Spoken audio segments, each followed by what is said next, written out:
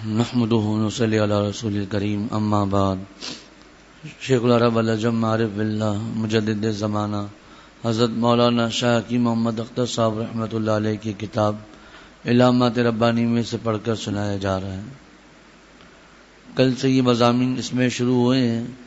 دعا کے بارے میں مضامین، اور کوئی پریشانی یا غم یا مصیبت آ جائے اس وقت اللہ سے مانگنا. تو یہ ایک ملفوظ کل پڑھ لیا تھا، آج دوبارہ پڑھ رہا ہوں. اس کے آگے دوسرے مضامین ہیں. ارشاد فرمایا کہ سید الطائفہ حضرت حاجی امداد اللہ صاحب مہاجر مکی رحمۃ اللہ علیہ فرمایا کرتے تھے کہ دعا کا مزہ بھی جب آتا ہے جب دل پر کوئی مصیبت ہو. لیکن یہ مصیبت مانگنی نہیں ہے کہ اللہ کرے ہمارے اوپر کوئی مصیبت آئے، کوئی غم آئے، کوئی حادثہ آئے، تاکہ پھر ہم جو دعا مانگیں گے جو دعا مانگنے میں مزہ بھی آئے گا. یہ آ گئی مصیبت، اب اللہ سے مانگنا.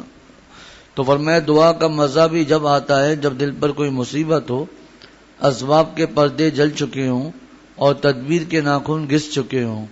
اس پر میری مثنوی اردو کے کچھ اشعار سنیے. ناخن تدبیر گھس جانے کے بعد پردہ اسباب جل جانے کے بعد بس تیری جانب ہے اب میری نگاہ، ناؤ یعنی کشتی، بس تیری جانب ہے اب میری نگاہ، ناؤ میری پار ہو میرے الہ. گر تو چاہے پاک ہو مجھ سا پلید، فضل سے تیرے نہیں کچھ بھی بعید. جس کو تیری راہ سے جو بھی ملا وہ تیرے دستے کرم سے ہی ملا. یعنی جب اسباب نہیں ہے، کل عرض کیا تھا کہ ہمارے حضرت والا رحمۃ اللہ علیہ فرمایا کرتے تھے کہ اللہ کو اللہ سمجھ کے مانگو، اللہ کو اللہ سمجھ کے ہم مانگیں. ہم نعوذ باللہ اللہ تعالیٰ کو اللہ معاف فرمائے اپنے جیسا سمجھ کے مانگتے ہیں. کیا مطلب؟ بھائی یہ چیز کی دعا کرے، نہیں دعا کا فائدہ کیا، یہ تو ہو ہی نہیں سکتا.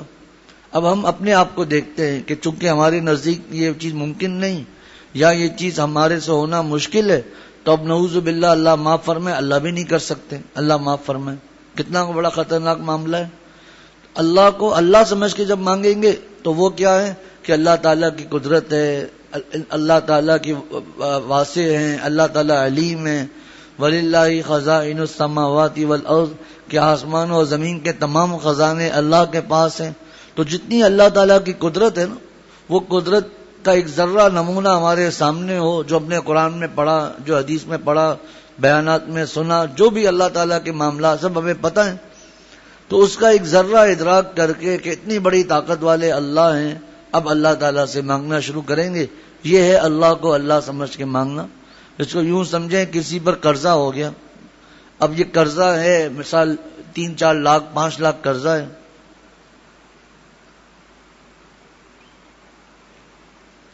اب جو ماہانہ جو آمدنی ہوتی ہے، چاہے ذاتی کاروبار ہو، چاہے نوکری ہو، چاہے دکان ہو، کچھ بھی ہو، اس میں تو بچتا ہی نہیں ہے، الٹا اور قرضہ ہو جاتا ہے. اب کوئی کسی نے کہا کہ بھائی دعا کرو اپنے لیے، کہا بھائی دعا مانگنے کا فائدہ کیا، یہ قرضہ اترے گا کیسے. اب یہ ہے یہ اللہ کو اللہ سمجھ کے مانگ رہا ہے. لیکن اگر یوں سوچتا کہ اللہ تو تمام خزانے اللہ کے پاس ہیں، میں تو دعا کر رہا ہوں، اب اللہ تعالیٰ سے دعا کرے اس نیت سے کہ میں اللہ سے مانگ رہا ہوں، اللہ ضرور عطا فرمائیں گے انشاءاللہ تعالیٰ. اب دیر سویر ہو جاتی ہے، ٹھیک ہے، اللہ تعالیٰ سے مانگتا رہے. اب اسباب نہیں ہے، اللہ سے مانگ رہا.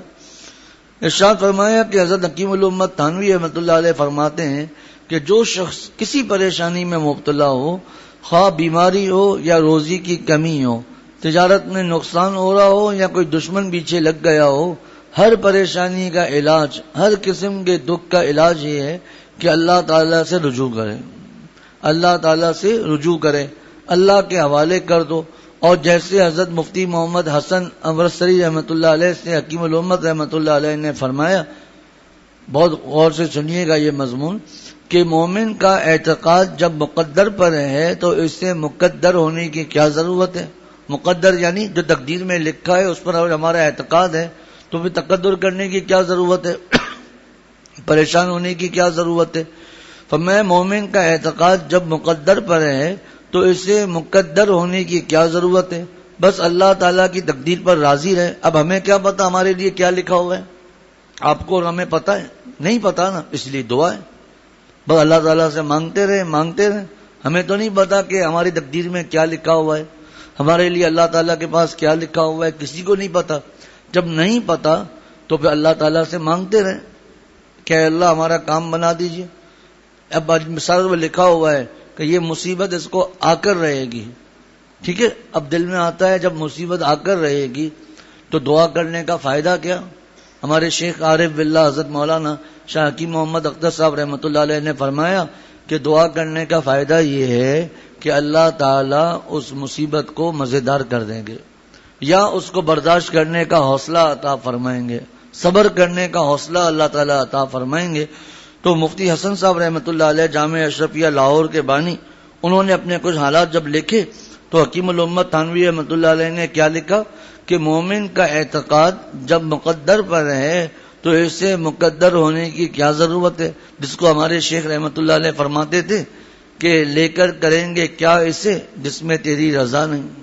بتائیے، لے کر کریں گے کیا اسے جس میں تیری رضا نہیں۔ حضرت والا کے اشعار ہیں، ایک کتاب یہ مضامین جیسے یہ چل رہے ہیں، یہ پھر حضرت والا کی کتاب ہے انعامات صبر و تسلیم و رضا، یہ پڑھ کر پھر حضرت والا کے وہ اشعار سنیے تو پتا چلے گا اشعار کیا ہیں۔ شکوہ یار میں کبھی عشق میں روا نہیں، پڑھے پتا چلے گا کہ سنیں ان اشعار کو تو پتا چلے گا یہ اشعار نہیں ہے، یہ پورا بیان ہے، لیکن چونکہ ہمارے سامنے اس کی تشریحات نہیں ہے۔ حضرت والا رحمۃ اللہ علیہ فرماتے تھے میرے اشعار ہر کوئی نہیں سمجھ سکتا، پھر بعض مرتبہ اللہ تعالیٰ جو راز ہوتا ہے وہ کہلا دیتے ہیں، تو میرے اشعار وہی سمجھ سکتا ہے جس کے پاس میرے جیسا دل ہو، لیکن وہ بھی تھوڑا سمجھے گا۔ کہاں ہمارے پاس حضرت والا رحمۃ اللہ علیہ جیسا دل ہے، لیکن حضرت والا کے اشعار سمجھیں گے تب جب حضرت کی باتیں ہمارے سامنے ہوں نا۔ یہ کوئی عام اشعار تھوڑی حضرت والا رحمۃ اللہ علیہ کے، فرماتے تھے کہ شاعری مد نظر ہم کو نہیں واردات دل لکھا کرتے ہیں ہم، شاعری مد نظر ہم کو نہیں واردات دل لکھا کرتے ہم۔ جو میرے دل میں جو وارد، حضرت والا کی بات عرض کر رہا ہوں کہ شاعری نہیں ہے یہ میری، فرمایا جو میرے دل میں اللہ تعالیٰ نے ڈالا وہ میں لکھ رہا ہوں۔ شاعری مد نظر ہم کو نہیں واردات دل لکھا کرتے ہم، ایک بلبل ہے ہماری رازداں ہم ہر کسی سے کب کھلا کرتے ہیں ہم۔ یہ ہمارے حضرت والا کے ایسے اشعار ہیں کہ ایک دفعہ فرمایا کہ روتے ہوئے جب فالج ہو گیا، اشعار ہو رہے تھے، فرمایا ان اشعاروں نے مجھے رسوا کر دیا۔ کیا مطلب؟ میرا جو اللہ سے تعلق تھا وہ کھل کے سامنے آ گیا۔ ایسے ایسے اشعار حضرت والا کے ہیں کہ حضرت والا یہ اشعار جیسے ہیں جو حضرت والے صاحب کو بہت زیادہ پسند ہے، جو تیری بزم محبت سے گریزاں نکلے۔ اب اشعار سنتے چلے جائیں پتہ ہی نہیں چلے گا اس میں مضمون ہے کیا، سوائے 2-3 اشعار کے۔ پھر خصوصاً آخری جو 3-4 اشعار ہیں وہ تو بالکل ہی سمجھ میں نہیں آئیں گے، بالکل ہی۔ لیکن صدیق زمان قلندر وقت حضرت میر صاحب رحمۃ اللہ علیہ نے ایک جملے میں وہ چاروں اشعار سمجھا دیے، بلکہ سمجھائے تو نہیں، اس میں جو مضمون ہے اس کی طرف اشارہ کر دیا۔ وہ کیا؟ فرمایا ان اشعار میں حضرت والا رحمۃ اللہ علیہ نے اپنے حالات زندگی بیان کر دیے ہیں۔ جس کو سمجھا تھا قطرہ وہ طوفان نکلا، بعد مدت کے ہوئی اہل محبت کی شناخت، خاک سمجھا تھا جسے لال بدخشاں نکلا۔ حضرت والد صاحب دامت برکاتہم نے فرمایا ایک دفعہ بہت پہلے بیان ہوا تھا جب حضرت مولانا یوسف الجانی صاحب شہید رحمۃ اللہ علیہ کی شہادت ہوئی تو حضرت والد صاحب نے مجھ سے فرمایا، ہم ہل پارک کے پاس رہتے تھے، تو فرمایا بیٹا جنازے میں چلنا ہے، مولانا یوسف الجانی صاحب دامت رحمۃ اللہ علیہ ہو گئے۔ میں نے کہا جی حضرت چلیں گے انشاءاللہ۔ تو ہم گئے بنوری ٹاؤن، مئی کا مہینہ تھا۔ اب آپ حضرات کو پتا ہے کہ مئی کے موسم میں کراچی میں گرمی کیسی ہوتی ہے۔ خیر ہم لوگ وہاں گئے، اتنا رش کہ بعد دوسرے دن پتا چلا کہ جیل چورنگی تک لوگ تھے، اور جنگ اخبار کے کہنے کے مطابق 7 لاکھ سے 10 لاکھ تک لوگ تھے، جب موبائل بھی ابھی اتنے عام نہیں ہوئے تھے۔ خیر ہمیں بنوری ٹاؤن کے باہر جگہ ملی، عجیب و غریب موسم تھا، بالکل جیسے ایسا موسم ہو، نہ سردی نہ گرمی، اور صاف محسوس ہو رہا تھا کہ نور کی برسات ہو رہی ہے۔ اب میری عمر 17 سال 16 سال، خیر دیکھ رہے ہیں کچھ کہہ نہیں رہے۔ اتنے میں حضرت والد صاحب دامت برکاتہم کے بھتیجے حافظ حسان جو رحمت اللہ علیہ ہو گئے، 16 برس کے تھے، ہمارے یہ چچا زاد بھائی، اپنی والدہ سے کہا 12 بجے کہ مجھے ناشتہ چاہیے۔ چھٹیوں کے دن تھے، جون کا مہینہ تھا غالباً۔ 12:20 پر والدہ ناشتہ لے کر گئی، ان کا انتقال ہو چکا تھا، جوان موت، اتنا جلدی معاملہ۔ کوئی ایسی بیماری نہیں، بس دل کی رفتار اچانک تیز ہو جاتی تھی، باقی کوئی ایسی بیماری نہیں، بالکل ہٹا کٹا ماشاءاللہ جوان. لیکن بس اللہ کی طرف سے وقت ہے، ملک الموت یہ تھوڑی دیکھتا ہے کہ یہ بیمار نہیں ہے، یہ بیمار ہے، ایسا کچھ نہیں. خیر تو انہوں نے حضرت اس وقت ان کی عمر تھی غالباً 9 سال یا 8 سال حافظ حسان کی. تو انہوں نے حضرت والد صاحب دامت برکاتہم سے کہا کہ چچا یہ وائٹ وائٹ کیا گر رہا ہے؟ حضرت والد صاحب نے فرمایا کہ بیٹا مجھے اب تک تو تھا کہ ہو سکتا ہے میں کچھ زیادہ عقیدت دکھا رہا ہوں، لیکن جب بچہ یہ کہہ رہا ہے تو یہ نور ہی ہے اور کچھ نہیں ہے. ہوتا ہے نا اللہ والوں کے جو پیارے ہوتے ہیں جو ان سے محبت کرتے ہیں، اللہ تعالیٰ ان کو ان کی کیا کیا برکات دکھا دیتے ہیں. لیکن ایک چھوٹا بچہ کہہ رہا ہے.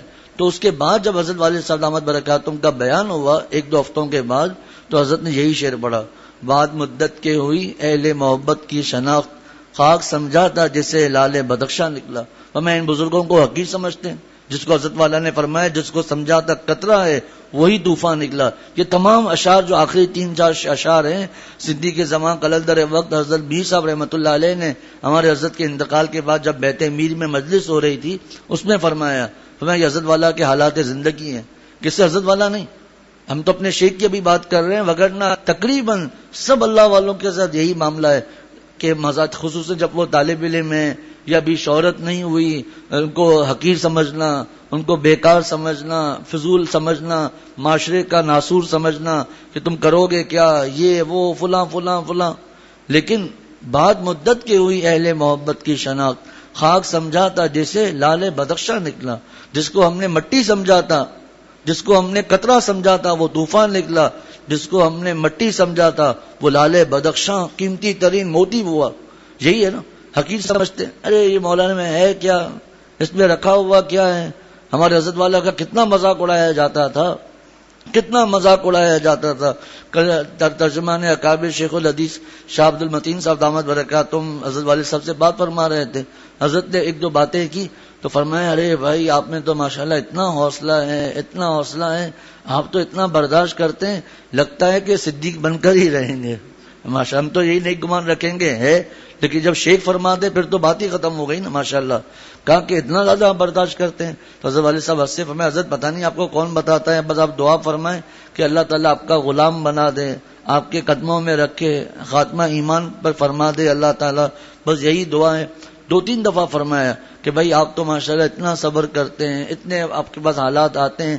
ہم تو اللہ والوں کے ظاہر دیکھتے ہیں. حضرت والد صاحب دامت برکاتہم کے پاس کچھ برس پہلے ایک خط آیا، تقریباً 10 برس اب اس واقعے کو ہو گئے ہیں یا اس سے تھوڑا زیادہ ہوا ہوگا. تو ایک خط آیا، اس میں 32 صفحات کا خط، بدتمیزی والا. آپ یہ کرتے ہیں، یہ عجیب و غریب قسم کے اشکالات، پتہ نہیں کیا کیا. حتیٰ کہ ایک مولانا جن کو حضرت والد صاحب سے کچھ اشکالات تھے، کچھ ایک دو ہوتا ہے علماء میں، ان کے بعد جب یہ خط آیا، حالانکہ وہ کچھ باتوں میں شدید اختلاف رکھتے تھے اور ناراضگی رکھتے تھے، انہوں نے تک یہ کہہ دیا کہ یہ تو ایسا لگتا ہے کہ کسی کے دل میں بغض بھرا ہوا ہے، اس نے اس بغض کا اظہار اس خط میں کیا ہے. حضرت والد صاحب دامت برکاتہم فرماتے ایسے خط کا جواب ہی نہیں دیا جاتا، بے وقوفانہ خط ہے. اگر آپ اتنے ہی خیر خواہ ہیں تو آپ آ کر ہم سے ملتے، آپ بتاتے یہ عبداللہ عبد الرحمان لکھ کر دوسرے کا وقت ضائع کرنے کا کیا مطلب ہے. اور پھر اگر خیر خواہی ہے تو خیر خواہی والے انداز میں لکھا جائے نا. بدتمیزی کرنا اور اس طرح کی طنز کرنا یہ تو کوئی طریقہ نہیں. جس طرح ایک دن درس قرآن ختم ہوا، میرے پاس ایک پرچی آئی، بڑی پرچی، اس میں پتہ نہیں کیا کیا لکھا ہوا تھا کہ بھائی اس طرح درس ہوتا ہے، یہ ہوتا ہے، اس طرح تو ثانیہ ثالثہ کا طالب علم بھی دے سکتا ہے. تو بھائی ہم نے کب کہا ہے کہ ہم بڑے حضرت مولانا احمد علی لاہوری صاحب کے نائب ہوں میں، اور ان کے طرز پر میں درس قرآن دیتا ہوں، ہمارے جیسا کوئی ہے ہی نہیں، ہمیں تو آتا بھی نہیں ہے. تبھی اپنے اساتذہ سے مشورے کس طرح آپ کو آ کر جو آپ کو اشکالات ہیں وہ آ کر بیٹھے تو صحیح کہ اس طرح درس ہم کیوں دیتے ہیں، اس میں یہ باتیں کیوں نہیں ہوتی. نہیں بس نام لکھ کر دے دیا، کیا فائدہ ہوا؟ کچھ بھی نہیں، اس میں اس سے کیا فرق پڑتا ہے. خیر تو حضرت والد صاحب نے وہ خط جو اوراق کا جو ڈسٹ بن ہے حضرت کے کمرے میں آپ نے دیکھا ہوگا، اس میں رکھ دیا. دوسرے دن پرچی یا اسی دن پرچی آ گئی. کہا کہ میں نے آپ کو خط لکھا، آپ نے اس کو کوئی اہمیت ہی نہیں دی، آپ نے اس کو ردی ٹوکری میں پھینک دیا. ایسے ہوتے ہیں جو شیخ کو تکلیف پہنچاتے ہیں خاص، لیکن حضرت والد صاحب فرماتے ہیں کہ اس کا ٹھیکہ لیا ہوا ہے کہ اپنے شیخ کو ہم تکلیفیں پہنچائیں گے. ڈر بھی نہیں لگتا کہ ہم اللہ کے پیاروں کو تکلیف پہنچاتے ہیں. ایسے ایک دفعہ حضرت والد صاحب کسی سفر پہ گئے ہوئے تھے، میں حضرت کے کمرے میں بیٹھا ہوا تھا. آنے سے ایک دن پہلے اس میں ایک ایک خط رکھا ہوا تھا. میں نے کہا کہ یہ خط میرا تو ہے ہی نہیں. تو اچانک جانتے ہوئے میں نے دیکھا تو اس میں میرا نام لکھا ہوا تھا. اور یہ تو میرا نام لکھا ہوا ہے. خیر میں نے خط دیکھا تو ایسا لگ رہا تھا کہ 4 سال کے بچے نے کچھ لکھا ہو، لیکن تھا 40 سال کا، بدتمیز پہلے نمبر کا. گالیاں لکھی ہوئی ہیں. ارے بے وقوف آدمی، تمہیں گالیاں لکھنے سے کیا ملے گا؟ بالکل جیسے جاہل نمبر 1 ہو کہ بعض حرکتیں ہم کفاروں سے بدتر جا کر کرتے ہیں. وہ تو پھر بھی اس معاملے میں کچھ ان کو عقل تھی کہ وہ سامنے کہتے تھے، لیکن یہ تو کفاروں سے بدتر حرکت ہے کہ پیچھے سے وار کرنا اور گالیاں لکھنے سے ہوگا کیا؟ ہمارے طلبہ ہیں، ان کو میں سمجھاتا ہوں کہ بھائی اگر کوئی آپ کو گالی دے اس کا جواب مت دو. تو ایک نے کہا استاد جی اس نے میرے باپ کو گالی دی ہے. میں نے کہا کیا کہا ہے؟ کتے کا بچہ کہا ہے. کہاں؟ تو کیا ہوا، آپ کتے کے بچے ہو گئے؟ اب وہ طالب علم ہنس رہا ہے. ارے میں نے کہا اس گالیاں دینے سے اگر ہم ویسے ہی ہو جاتے ہیں پھر گالی. یہ اس نے کتے کا بچہ کہہ کر اپنی تربیت دکھا دی ہے کہ کتنی اچھی تربیت ہو رہی ہے. آپ پر تو کوئی گالی نہیں لگی. یہ پتا چل گیا کہ کیسی تربیت اپنے گھر سے کرا رہا ہے. یہاں گھر والوں نے اچھی تربیت کی ہے، کن کن کے پاس بیٹھتا ہے، اس کی اصل کیا ہے وہ اس نے ظاہر کر دی. آپ کیوں پریشان ہوتے ہیں؟ آپ کو تھوڑی گالی لگی ہے. کل کو کوئی اگر کسی کو بولے گدھے کا بچہ تو کتے کا بھی بچہ ہے، گدھے کا بھی ہے، سب کا بچہ ہے. کیا گالیاں لگتی ہیں کیا؟ تو بے وقوفانہ بات، کتنا بڑا خطرناک معاملہ. اللہ کے پیاروں کا دل دکھانا. پھر روتے ہیں بعد میں جب وہ اللہ کی طرف سے عذاب جب آتا ہے نا. اب کیونکہ اللہ والے معاف کر لیتے ہیں، اللہ تعالیٰ معاف نہیں کرتے. یاد رکھیں یہ تفسیروں کا مضمون ہے جو ہمارے شیخ عارف باللہ حضرت مولانا شاہ حکیم محمد اختر صاحب رحمۃ اللہ علیہ نے بیان کیا کہ بعض مرتبہ اللہ تو معاف کر دیتے ہیں لیکن اللہ والے تو معاف کر دیتے ہیں، اللہ معاف نہیں کرتا کہ تو نے ہمارے پیاروں کو ستایا ہے، اب ہم تجھ سے انتقام لیں گے. اسی لیے کہا جاتا ہے کہ ہاتھی کو ستا لو، ہاتھی کے بچے کو کبھی مت ستانا. کیا مطلب؟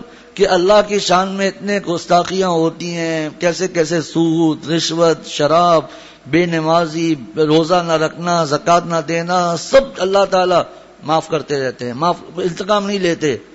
لیکن اللہ کے پیاروں کو جو ستاتا ہے، علماء کو جو ستاتا ہے، پھر اس کی خیر نہیں ہے، پھر اس کا معاملہ بہت زیادہ خطرناک ہے.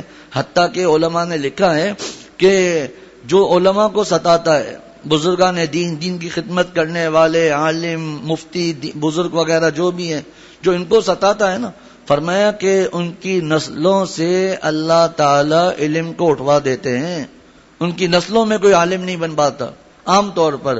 اور جن جو اللہ والوں پر فدا ہوتے ہیں، ان کی خدمتیں کرتے ہیں، علماء کی خدمت کرتے ہیں، ان کی نسلوں میں اللہ تعالی علماء کو پیدا فرماتے ہیں.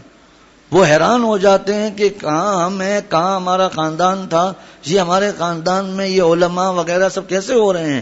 یہ اس لیے ہو رہے ہیں کہ آپ نے اور آپ کے والد نے، آپ کے بڑوں نے، آپ نے فلاں نے علماء کی خدمت کی، ان کی عظمتیں رکھی، ان کا خیال رکھا، تو اللہ تعالیٰ یہ وسعت عطا فرما رہے ہیں. اس لیے بہت زیادہ ڈرنا چاہیے. اس سے کیا فرق پڑتا ہے؟ ہمارے حضرت والا رحمۃ اللہ علیہ تو اپنے شیخ محی السنہ مولانا شاہ الحق صاحب کے تو دیوانے تھے نا، عاشق تھے.